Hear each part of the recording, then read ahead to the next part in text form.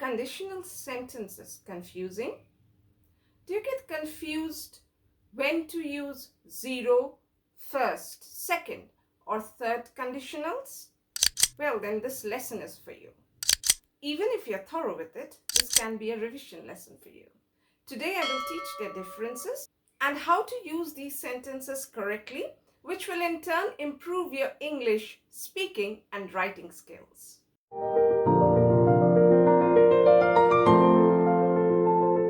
Welcome, I'm Seema from Edufinite. If you have any queries, you can ask me in the comments section.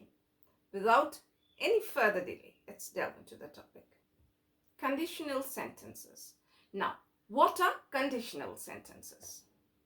Conditional sentences are sentences that express conditions that are to be followed to achieve the desired end result. That means certain conditions are set. If those conditions are followed, then you will get the desired end result. That means the result that you want to achieve are based on the conditions set prior to it. Now, why do we need conditional sentences? Why do we have to know about conditional sentences? Well, conditional sentences discuss known facts or hypothetical situations. What are hypothetical situations? That is, it describes the results of something that might happen in the present or in the future. It hasn't happened, but we might assume that it might happen in future or maybe in the present, or might have happened but didn't in the past. That means, again, there can be another condition where if it would have happened in the past, then the situation would have been different, but it hasn't happened or it hadn't happened. Complete conditional sentences contain a conditional clause. It is often referred to as the if clause and the consequence. So the conditional sentence will have two parts. It will have a condition which will begin with the word if. So it's called the if clause. And then the second part of the sentence, which is the main clause, will tell us the consequence that will be achieved if the condition is followed. Now, before we delve further into it, let's look into some sentences to understand it much better. For example, if it rains, water droplets fall from the sky. In this sentence, what do we see? We are telling about a certain fact which is always true. If it rains, naturally, when it rains, what happens? Water droplets fall from the sky. So whenever it rains, this condition will prevail. Next sentence is, if it rains tomorrow, I will stay home and watch movies. So look at this sentence. Again, it's setting a condition. What condition? That if it rains tomorrow, I'm thinking about the future. I'm thinking about tomorrow. If it rains, that means if that's the condition, then what will be the consequence? The consequence will be I will stay home and watch movies. Naturally, I won't go out. I'll rather stay at home. Okay. Well, the next sentence is, if it rained tomorrow, I would stay home and read a book. This is again a hypothetical situation. Why? Because I'm just thinking, I know it won't rain tomorrow. Maybe the weather app is telling me that it'll be bright and sunny. But still, I am assuming if it rained tomorrow, then what will happen? I would stay home and read a book. I wouldn't venture out. Well, and the last sentence is, if it had rained yesterday, I would have stayed home instead of going out. So this is about a situation which we are discussing, which has already gone by, or it's a past situation. We are talking about the previous day. We are assuming a condition that if it had rained yesterday, that means it did not rain yesterday. But if it had rained yesterday, what would I have done? I would have stayed home instead of going out. Now, if you look at these 4 sentences, you will see that the if clause, as I had mentioned earlier, each of the clause begins with if. And then we have the second part of the sentence, which is after the comma. That is the main clause that is telling us about the consequence. If this is the condition, then the consequence will be the main clause, whatever is being expressed by the main clause. Okay, now, so the first sentence, if it rains, water droplets fall from the sky. So what we see in this sentence, in both part of the clause, we have the simple present tense, and we use these type of conditional sentences to express general truth. That means this will hold true for each and every situation. So this type of sentence is called zero conditional, because this is true for each and every case. So this is zero conditional. Well, in the second sentence, if it rains tomorrow, here the if clause is in simple present tense.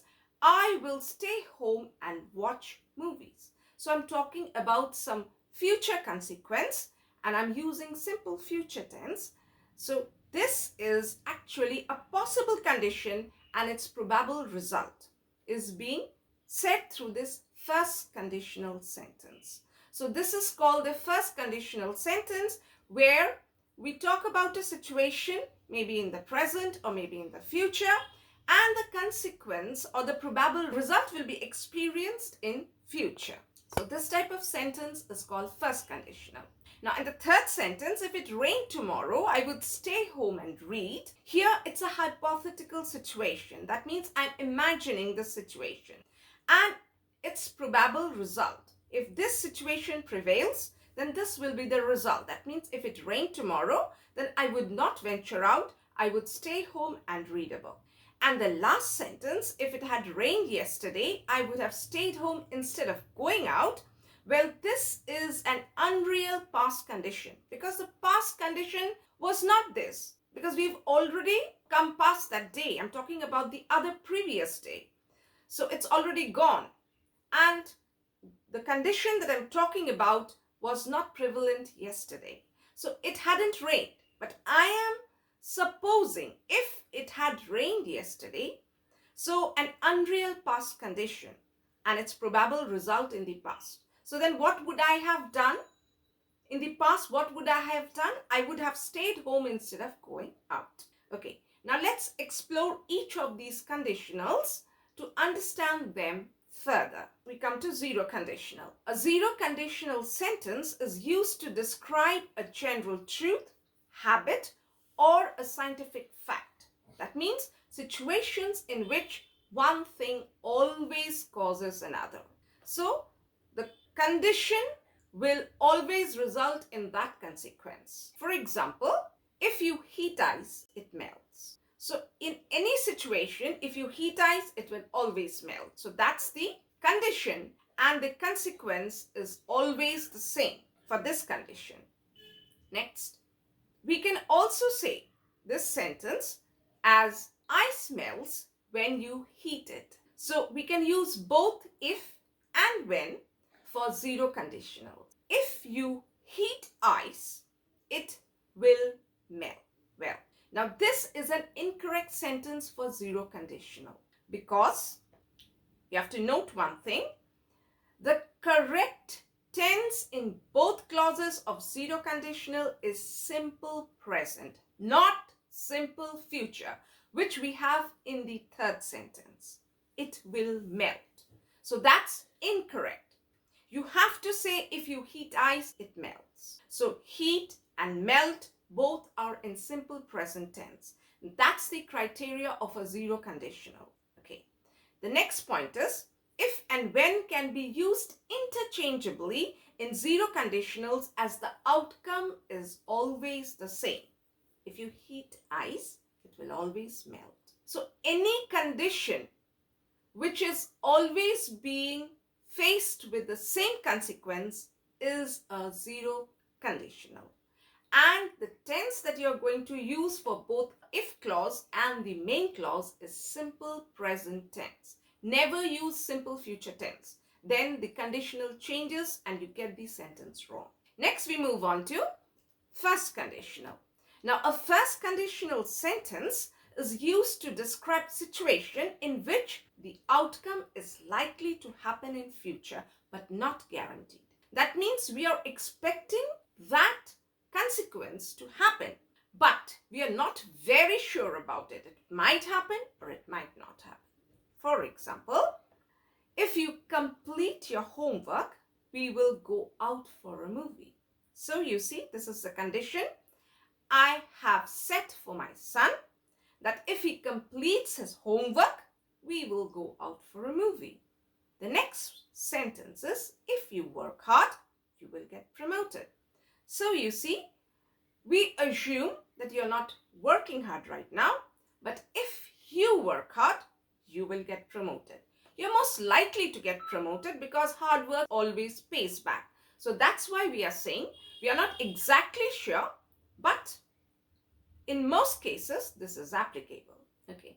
Now, in this sentence, if you will complete your homework, we will go out for a movie. This is incorrect way of writing a first conditional sentence, and I'll tell you why a little later. If you work hard, you get promoted.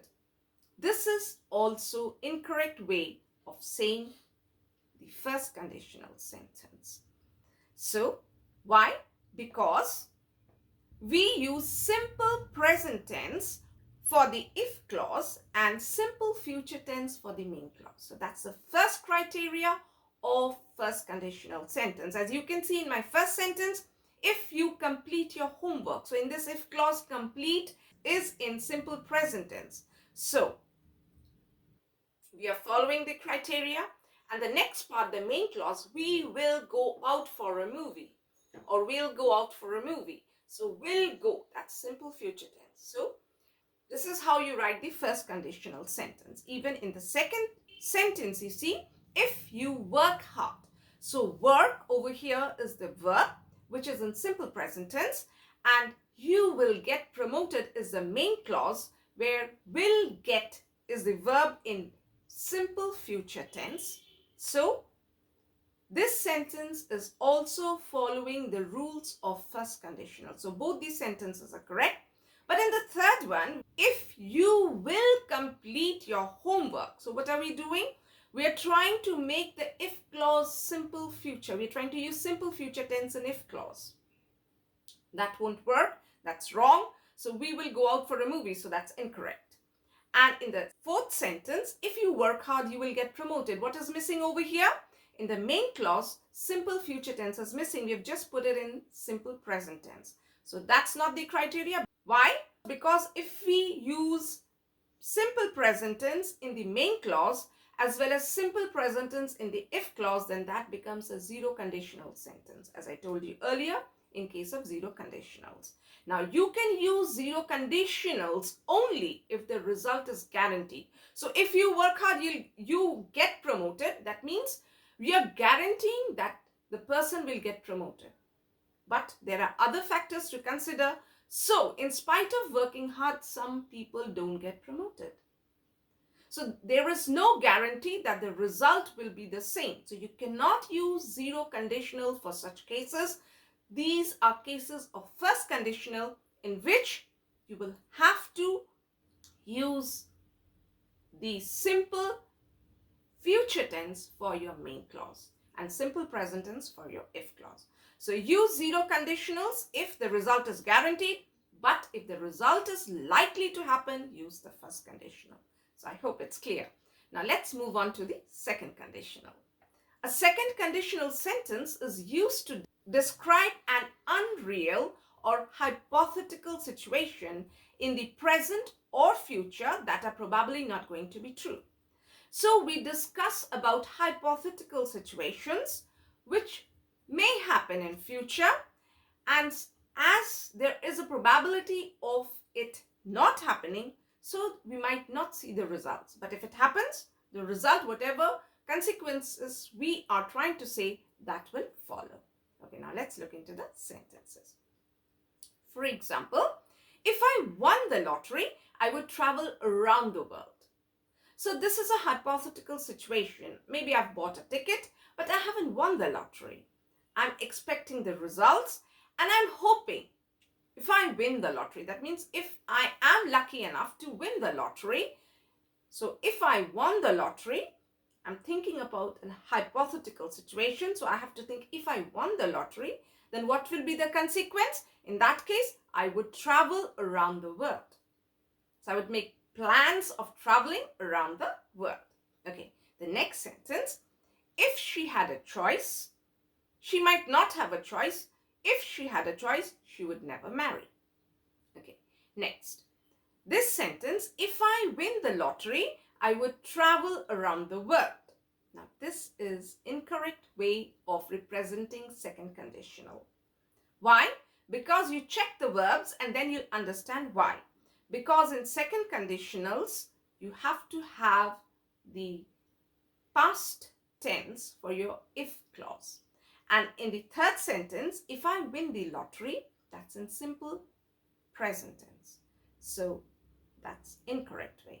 Okay, the next sentence, if she had a choice, she will never marry. Again, this is incorrect. Why? Because we see in the first two sentences, which are correct, what is the formation of the verb?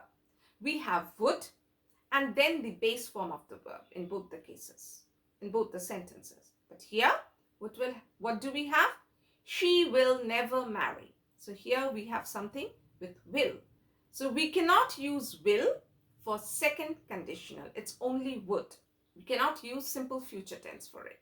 Okay, now note, we use simple past tense for the if clause, as I told you earlier, and would plus base verb for the main clause. That's the criteria of a second conditional sentence. So without this structure, it will never be a second conditional. So if it's a hypothetical situation and you're trying to imagine the situation and you're trying to, imagine the consequence of that situation, in that case, that's the second conditional, and the structure has to be strictly followed, which is simple past tense for the if clause and would plus base verb for the main clause. Okay. The next is use modal verb in the main clause when using the second conditional if the result is unlikely to actually happen. So if there is a probability, winning a lottery is not that easy. So the probability of it happening is very unlikely. So in such cases, we use second conditionals. Okay, now let's move on to the third conditional. Well, a third conditional sentence is used to explain that the present situation or the outcome would be different if something different had happened in the past. That means in the past, a certain condition had prevailed because of which we have faced the consequences. But I'm thinking about that past condition. If I could alter that condition, then the sequence would have been different. So everything is about the past, which I am thinking about right at the moment. Okay, now let's look into the examples. For example, if you had completed your homework, we would have gone out for a movie. So I'm telling my son, I'm sure he did not do his homework, so we had to cancel the plan. But today, now I'm talking about yesterday maybe, if you had completed your homework, which you didn't, then we would have gone out for a movie. So we did not go out. So you see, the situation in present is something different. The condition in the past was different. The consequence was different. But I'm thinking right now, if I could change those conditions of when it happened in the past, then the consequence would have been different. The result would have been different, which I'm trying to imagine right now. Okay, the next sentence is, if Leela had worked hard, she would have got promoted. That means Leela was not promoted. So now she is very sad Now we are analyzing why she did not get promoted. So, what is our analysis? If Leela had worked hard, then what would be the consequence? She would have got promoted. So this is how third conditional works. Now, if you would have completed your homework, we would have gone out for a movie. That's incorrect. Why? Because you see, we have used in the if clause, if you would have completed. That's not right. We have to use if you had completed. So past perfect tense. If Leela had worked hard, she would get promoted. This is an incorrect way of saying, because if you follow the verbs, you will be able to understand that the clause over here, main clause, hasn't followed the pattern of would have plus the past participle form of the verb. Here we have would, but we have the present participle get promoted. So this is incorrect. So note over here, when using third conditional, we use past perfect tense for if clause and would have plus past participle for the main clause. So that's the main criteria of the third conditional.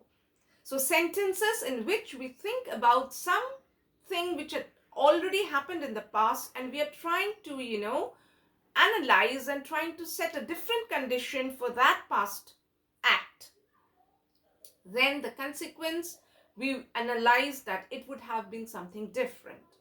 So it will not happen because past is past, it's already gone. But we are just trying to analyze the situation and think over it. Okay. Now the next point is, when using third conditionals, do not use modal auxiliary verb in the if clause. So that's where our third sentence went wrong. We have included would in it. So we cannot write it that way. So that's where we went wrong. Now, things to remember. When if clause precedes the main clause, we use a comma after it. So if we start the sentence with the if clause and then we have the main clause following it, so we separate both the clauses by a comma. As soon as the if clause ends, we put a comma and then we start the main clause. Well, example, if Leela had worked hard, comma, she would have got promoted. Now, next is, if the main clause precedes the if clause, then no punctuation is necessary. So if you have a reverse situation, that means if the sentence starts with the main clause and then the if clause follows, then no punctuation is necessary. For example, Leela would have got promoted if she had worked hard. So here we have put the main clause right at the beginning of the sentence and if clause follows it. So here we do not have to use any punctuation. That means we do not have to separate it with a comma. We only separate it with a comma if the if clause precedes the main clause. That means if the sentence begins with the if clause and the main clause follows it. Let's sum up what we have learned. So types of conditional sentences types. First type is the zero conditional. When do we use it? To talk about general truth or scientific facts. We have divided the sentence into two parts. One is the if clause, that's the condition set, and the second part is the main clause, which is the result. So the first sentence for zero conditional, if it rains, what happens? Water droplets fall from the sky. Okay. Now the second sentence, if you heat ice, it melts. So what do we see for the zero conditional? Both for if clause and main clause, what is the tense of the clauses? Simple present tense for both cases. Now we move on to the first conditional. Well, first conditional, when do we use it? We use it to talk about a possible situation in future and the likely result in the future. Let's look into the sentences. If it rains tomorrow, I will stay home and watch movies. The next sentence is, if I win the lottery, I will travel around the world. So what do we do for the if clause? In first conditional, we use simple present tense, and for the main clause, in first conditional, we use simple future tense. So this is the basic structure that you have to follow if you write conditional sentences? Well, for the second conditional sentence, when do we use it? We use it to talk about a hypothetical situation or an improbable situation now or in future. Now, if it rained tomorrow, I would stay home and read a book. So if clause and the main clause.